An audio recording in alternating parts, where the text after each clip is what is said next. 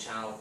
Today, episode 7, we're going to make some lovely homemade strawberry and vanilla jam. Absolutely one of my favourite, my kids absolutely love it. So we've been out and we've got some lovely British strawberries, absolutely stunning. You can use Class B strawberries, which are odd shapes if you're on a budget, but if you can get the Class A, or you can even pick them yourself, it's even better. Then that's what I'd suggest. It's a really quick and easy recipe we're going to do today. Nice and simple, and hopefully we'll all have some nice strawberry jam at the end of it.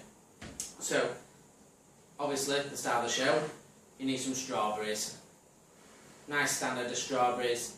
You know, you can have this recipe or you can quart this recipe. It'll still work just as well.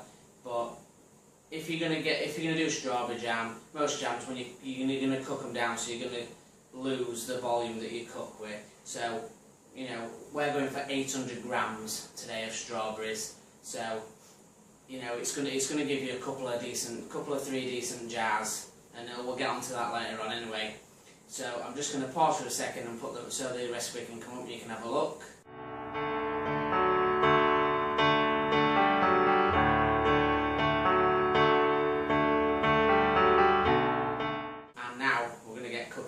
So, first thing you need is sugar.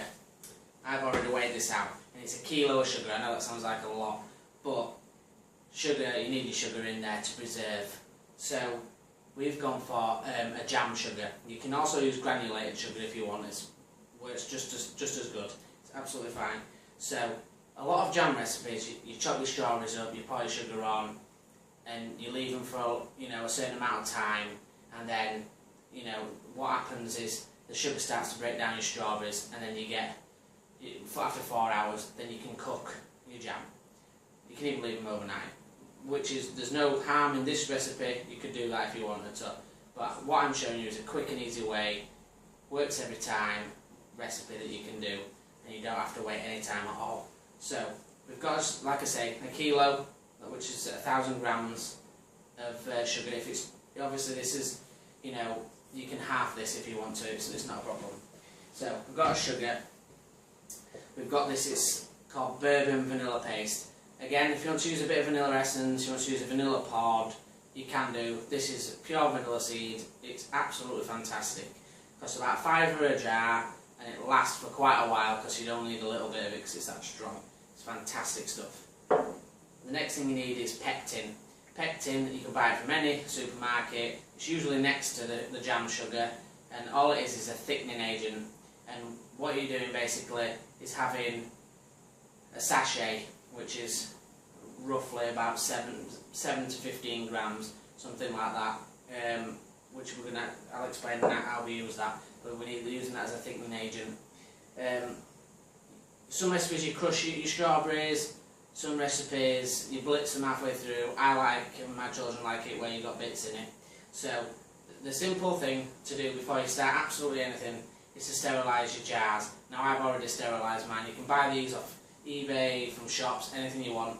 But the best thing is if you've had jams, chutneys or anything, just keep the jar and you can use them again. This is my big jar, again, just from a cooking shop. It's got a sealed lid, that's a very important, sealed lid. And again, I've sterilised it. To sterilise, you just submerge them in boiling water and then leave them there for about 10-15 minutes and take them out, and then, that's perfect. Or you can use Milton tablets, which if any of you've got babies, used to use to sterilise your bottles.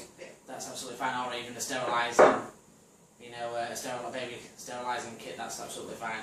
So you need quite a deep-sided pan because when you cook it, it's going to come and feel foam, and you don't want to get that all over your work surface. So it's not the easiest thing to take off. So I'm just going to give you a quick and easy way of how I do strawberries. Now, obviously you don't have to do it with your thumb like I'm doing. You can put it on your board and just cut your end off. But basically, just take the top off, and I just cut them in half. If they're small, I don't even cut them all. I just leave them. So say if you've got like this size, then I just take the top off and I just put them in whole, So join me in a couple of minutes once I've chopped all these, because you don't want me to watch me chop all these. We'll be here all day. So join me in a couple of minutes and I'll show you the next stage. Right, all the strawberries are cut now, so what we're going to do is just move on to the next stage and we'll show you exactly what we're going to do. Move that out of the way. Right, so we'll bring back a sugar onto this bench and your vanilla. So vanilla, if you want to use a teaspoon, then I'd say 2 teaspoons roughly, but you know I do it quite frequently, so I just pour mine. But roughly, if you count to about 2 in your head whilst you're pouring, then that's usually around that. It's not too bad if you put a bit of extra vanilla in. So I know it looks excessive, but your sugar will melt away. So just put your sugar in top. Get your pectin on top, minus the rubber seal in your pot, so that won't taste very nice. And all we're going to do is just teaspoon, just mix all your strawberries up.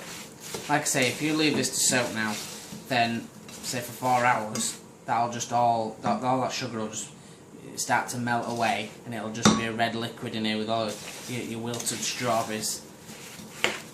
And you know that's absolutely fine if you want to do that. You know that's not a problem. So you just give it a good stir like that. I'm going to bring it over to the heat because, like I said, it's a quick, easy jam to do this. So I'll just turn on the heat. So you know, medium heat, so about 5 on an induction, so about medium heat on gas or electric, about 3 on an electric, and just a medium flame on gas. And all you're going to do is, to start off with, all you're wanting to do is just dissolve the sugar, because if you turn it on a high heat, what will happen is that you will burn your sugar. It's as simple as that. If you turn it on high, sugar doesn't like high temperature. If you know, unless you're making a caramel, and it'll just burn straight away, and then you'll get an awful bitter taste in jam and a lot of money wasted. If you're out of season, especially if you're making it out of season. The strawberries aren't cheap out of season. So, like I say, medium heat, stir in, dissolve your sugar, and then we'll get on to the next stage where we start to rapidly boil it, and I'll show you what we're going to look for in the jam itself, apart from making a lovely smell throughout your whole house, which is absolutely fantastic when you're making jam. Like I say though, if you do burn it, it's not a lovely smell, and it doesn't smell very nice in your house. So you can see now it's starting to dissolve the sugar. It starts to loosen up now, but it's a must-have. You must have a wooden spoon for this, really. I mean, you can use other things, but I mean, you can't really beat a wooden spoon for this, for jam making. And you're just stirring it every so often, and then just leaving it again to, you know, to start dissolving. And once it's starting to dissolve, what will happen is it'll start to foam,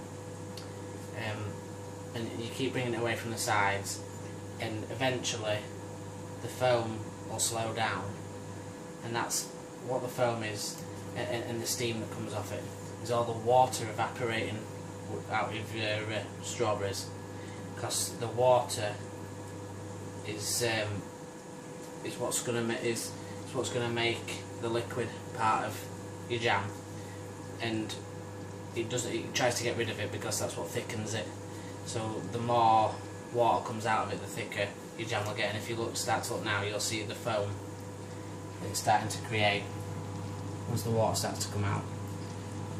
And this is, you see, it's starting to get loose now, and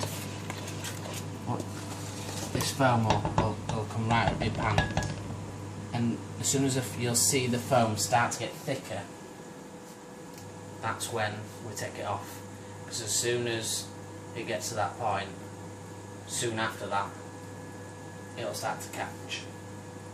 Because once it gets probably past what 120 degrees, roughly about that. 120, 140. It'll start to colour, and you don't want the caramel colour. You want jam colour, and otherwise it'll set like a brick if you take it the sugar too far. So what we're going to do is just watch it stage by stage, and you'll know exactly when to take it off. That's why I say to you before, get your jars sterilised, ready. As soon as that comes off, put it onto a heat resistant surface, and then boom boom boom straight into your jars. When it's hot, put the lid on when it's hot, and don't worry about it, it'll be fine. Twist your lid on and leave them to go cool in the jar, because it stays sterile then because of the heat that's in there. But we'll show you that step by step when we get to that part.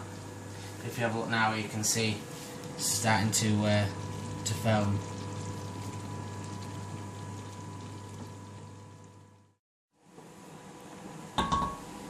Some other things you can do with jams is add herbs to them. Not until right at end. I prefer to put them in at end. One of the best ones is called lemon thyme, and you can get that from your supermarkets. There is other ones which are a bit more specialist, and I grow some in my garden. You can still get them from the green, from your garden centres, and grow them yourself. Really, easy to grow. And it's called verbena or lemon verbena, and basically it tastes like lemon sherbet. It's amazing, and that's exactly what it looks like. Go into tall plants. I just took some out of my garden now, and what I'm going to do is just pick the leaves off. Or some leaves off. I won't need all this because it's really, really strong. And all I'm going to do is pick the leaves off and just shred them up nice and fine, and I'm going to add them when my jam comes off. The reason I'm doing this is because if you put them in before, they'll just go black and and bitter, and we don't want that. We just want it shredded up really nice and thin, and we just want it to just give it a lovely, like lemon. It's amazing, like a lemony sherbet. I wish you could smell it. It smells amazing. But definitely search for it. Lemon verbena, it's called. Just message me if you're struggling for places to find it. No supermarket will sell it really, unless it's really specialist. But it also makes amazing lemonade, or like old-fashioned lemonade. So all you're doing is putting them together. I've given them a wash, obviously. Get anything out of your garden, give it a wash. Just got a cook's knife, and I've just rolled it up. If you don't feel confident with chopping it, like this, use some scissors, or I'd recommend trying to get used to it. Trying to do it at least, or give it a go. Just make sure you keep your fingers out to get your own pace. But once you've got it like that, this is another way you could do it. Is just put your four fingers on top, until your thumb's out of the way completely. Your hand is firmly on the knife, your thumb on the back of the knife, and just a rock motion. Keep this hand still, and just use your other hand as your driving hand. Exactly the same as if you're left-handed as well.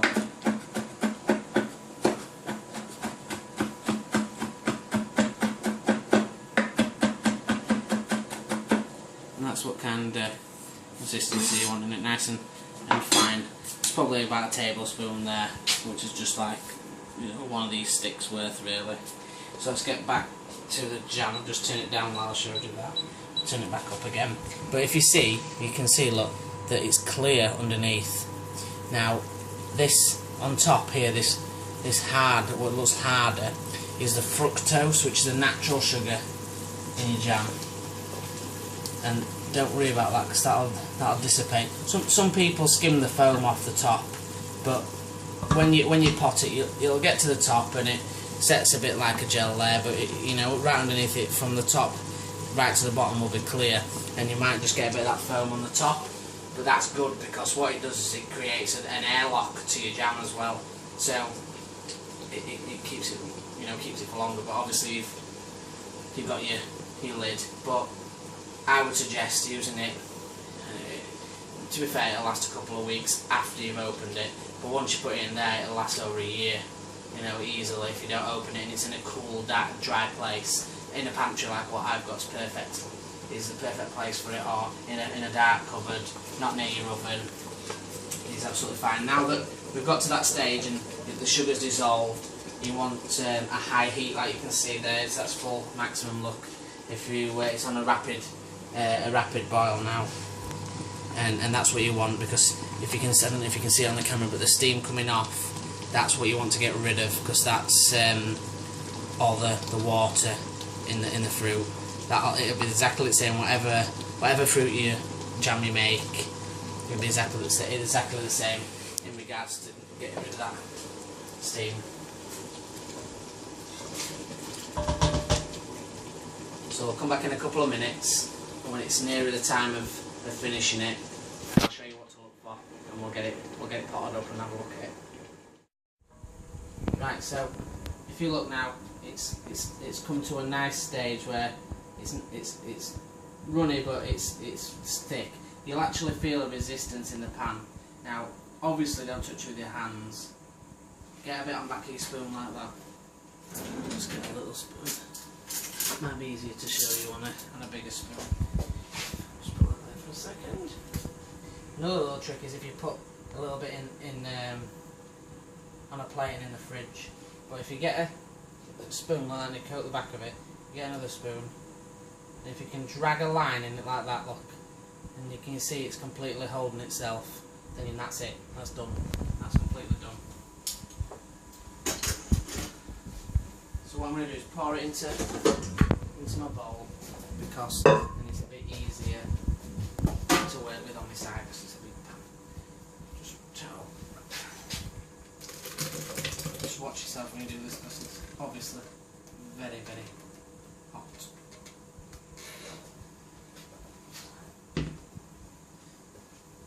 So, put it over there, put it on the nice heat-proof thing. There we go, and then we've got this lemon verbena. Like I say, you don't have to add it if you don't want. I know that I said don't add your herbs before, but if you're using like verbena or mint, but mint be really gentle, because when it warms up it like triples in flavour. Like I say, if you're using really soft herbs like these, then add it after. But if you're going to use like your lemon thyme, like I was saying, you can put that in before, because it's a harder herb. So just give it a gentle mix round. I wish you had smell-o-vision, because it smells awesome. Right, so like I say, you will get that foam on top. Some people ladle it off. I don't, because like I said, it floats to the top, creates a sugar seal on top of your jar, and you know, preserves it for longer really. So if you feel confident, make sure you're confident with whatever you're going to ladle it out with. If you want to pour it into a jug, to pour it, do that. But just remember, if it touches you, it is like lava and it will kill. So if you're holding, I would never in a million years hold the jar and ladle into the jar, because if it goes on your hands, you'll drop the jar, you'll drop it into there, you'll drop it on the floor, you'll break it, you know, and if you smash it into there, then that's it, that's that gone in bin. And if you burn yourself, taking it from experience, it's not fun. So, kids out the way, dogs out the way, everybody out the way, nice flat side, jar on there. Best thing to use for me is a ladle. If it goes on the outside, not a problem. Once we screw the lid on, we can put it on the hot tap and scrub it off, it's fine. So, because you can blitz this. Now, again, it's really, really hot, so if you're going to blitz it, be careful. But I don't. My kids and my wife and everybody love the bits and the chunks in it, so what you need to try and do with that is, because the strawberries will start to flow even though they're broke down, you need to just get 50-50 bits and syrup. So we're just going to take us time, no matter if we drip, we can wipe it off with a cloth, it's fine. Looks divine, look at the colour, and you'll get that lovely rich colour. The better the strawberries you use, the better the colour. Now if you can just have a close up and see that you don't want too much of an air gap in there, because that gives room for bacteria and things to produce. So you can see it's just where there's like a screw line, and it's just up to there. And then what we do is put his lid on, Even though this jar's been used before, it's still be absolutely fine. Now you'll screw, and then there's an extra little notch that you'll feel, and you'll feel, if you can see, I don't know if you can see it, but there's a bounce in the top. The bounce in the top is perfect because that's what's giving you the lock. So that, now, I mean, it looks divine, absolutely stunning. You can see all the seeds through there, you can see the green in there, and you know, you've got all your strawberries in there. It's fantastic, it'll set up beautiful. In a couple of days' time, I'll take a photo and I'll put it on Twitter and to show you the texture of it, because obviously I can't show you right now because it's red hot. I would leave it on the side for as long as you possibly can before you go to bed, and then if you're going to put it in fridge, put it in fridge. If not, you can just straight away now put it in your pantry if you want. That's absolutely fine. So for the other one, it's a bit bigger of a tub, so I might get away with just gently pouring this. So like again, my body's completely out of the way, my arms are completely out of the way. And just take your time. So you can see there I've got, I mean, that's a good size container, is that? There. And that's a good 8-ounce jar. And you've still got a ladle and a bit. So if you've got any little small jars knocking about, and I've got, once I clean this out, I've got this little kilner that'll probably fit perfect in there. You know, give it a try. It's really easy. You've seen how easy it is to do. Just take your time with it. Don't panic if it gets to the stage where it's just starting to catch. Quickly take it off the heat, take your spoon out, and just pour it into another container. Or don't worry, don't panic if it starts to catch. Just have an emergency container on the side. Do you know what I mean? You don't have to worry, and then just tip it out, and you know. But don't be tempted to eat it when it's hot, because it really is hot, and it'll just take off whatever it touches. So, you know, give it a try, and you know, I'll get some other ones on there. We'll try and do some rhubarb when it gets to that season. I'll try and get a plum one on there. You know, just hit me up for any recipes that you need. Love family, love food. We're on Facebook and we're on Twitter. Love family, love food. Again, we're here to help. We'll give any questions that you need to ask. So I hope you've enjoyed the episode. Just click the like button, click the share button. Let's spread it as many people as we can. Let's get everybody making their own things, and enjoy yourself.